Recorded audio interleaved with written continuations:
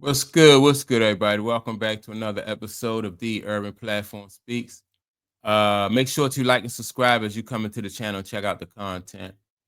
And with that being said, man, I want to speak about the celebration, right? The Commissioner's Cup celebration with the Indiana Fever, and something that happened during the celebration that I thought was not really a good look for the WNBA, right? And uh, you know, I know that like when people on teams and locker rooms and some things, people say some things and people do things, if in the privacy of their own locker room, like when there's not cameras around, people say and do things. But during this celebration, you can see in this picture right here that this young lady, what's the young lady name? Sydney Colson, standing behind Caitlin Clark was like, I don't know, you dry humping or simulating like a act that she shouldn't have been simulating. And I just, the thing and the good thing about it though, Caitlin Clark just nipped it in the bud, right? She just said that, we're not gonna do this. So she corrected it right away, which was a good thing.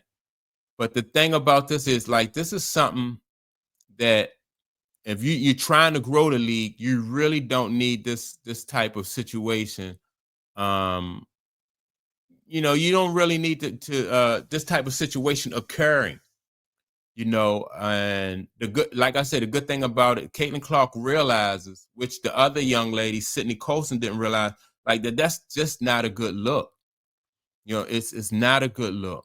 And I understand that, you're excited. Y'all just won a big game. Y'all just won the Commissioner's Cup. So that's cool. But even in your excitement and your celebration, you still have to maintain, you got to be in control, and maintain, put forth the right image. And I just think that this is the kind of thing that the WNBA, they let this kind of things with the WNBA, they let this go on, and they allow them to get away with things like this, with these kind of acts. I can't imagine like if this happened like in the NBA locker room, like the media really would have took off and ran with this. Like if an NBA basketball player had have done something like this, standing behind another man, they would have really nipped this in the bud. Um, you know, and so I think if these young ladies want equality, then they have to conduct themselves in a professional manner, the same way like men have to conduct themselves in a professional manner. You know, you just can't allow this type of thing to go on. And the WNBA, for some reason, seems to always, they seem to be getting in their own way when it comes to corrective behavior and things like this. They allow these type of things to go on. They allow there to be there's a double standard when it comes to how women are can conduct themselves. Ain't no harm in it. When a woman do something like this, when a man, if a man was to do this, and then it'll be a whole different situation. And not that I think that men should be allowed to do this, but you have to consider the image of the league. See, it's not about the man or it's not about the woman. It's about the image of the league. It's about trying to advance the league. And in order to advance the league, people have to conduct themselves in a professional manner. Even when you're excited, from winning a big game, winning a championship, you still have to be aware of the image that you're presenting.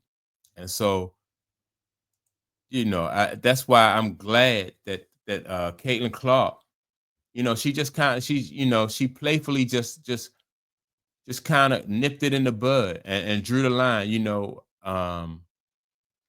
Just in my opinion, just wasn't a good look. And so you can't really, I don't know like what the WNBA can do about this kind of stuff, right? You have uh women on teams that are like dating each other and stuff like that. Not and not that people think, or I think that that lifestyle is anything wrong with that lifestyle, but I do think that in any other work environment, when you have people like a married couple or people dating, like they discourage that. They don't want married couples working together, uh, because these personal relationships can spill over into the workplace. And when these personal relationships begin to spill over in the workplace, then you have situations where the product that you're producing for the public is not the same. That's just like even in the NBA, like when sometimes in the NBA when they have guys who are who are like if a guy's dating, two guys are dating the same young lady and that's causing tension in the locker room, that'll cause guys to get traded. That'll cause them to move one guy off of the team. Um, we had a situation with that went on in Boston. What was that? That was a coach, Ime Udoka. He wound up having a relationship with a woman who worked there. Worked for the Boston Celtics. And so when he had that relationship with the woman who worked at the Boston Celtics, that just wasn't good, for the team. It wasn't good for the environment. So they had to remove Ime Udoka. I think they suspended him for like a year, and he wound up getting another job with the Houston Rockets. But I think when you do stuff like that, when you take those type of actions and you let people understand that like those type of actions won't be tolerated, then people will avoid doing stuff like that. Like Ime Udoka realizes that if he was to do something like that again, his job, his career would be at jeopardy. So he got suspended the first time and removed from that team, and now he's with the Houston Rockets. And that also serves as an example to other players and other coaches around the league. Like, don't do that. Don't have personal relationships with people, inside that organization. It's just not, it's not good for the workplace, and so that's what got him ran out of town.